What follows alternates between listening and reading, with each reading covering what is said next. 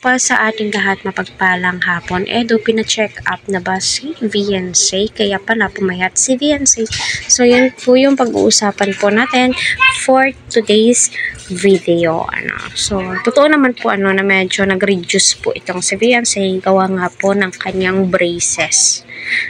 So, kita naman po natin na unti-unti na pong gumaganda ang ngipin ni Viancy. Nakakangiti na po siya ng maayos, which is malaking tulong po yun sa kanya kasi nag-boost po yan ng confidence, diba? Sana all no, na tinulungan ng Kalingap. Yung hinihingi lamang po nila ay pabahay, yung mga expenses na di po nila makakayanan, pero ika nga po nila, no, sobra-sobra po yung mga ibinibigay ng sponsor sa kanila. So alam naman po natin lahat na deserve po yan ni Viancy kung ano man po yung blessings na natatanggap niya, kasi nga po hindi po siya madamot. So totoo nga ba na pina-check up na po ni Edu itong si Viancy? Para sa akin, sa layo ba naman ni Edu, pwede naman po siguro sa center, at alam naman po natin na inaalagaan din po ni Viancy ang kanyang sarili.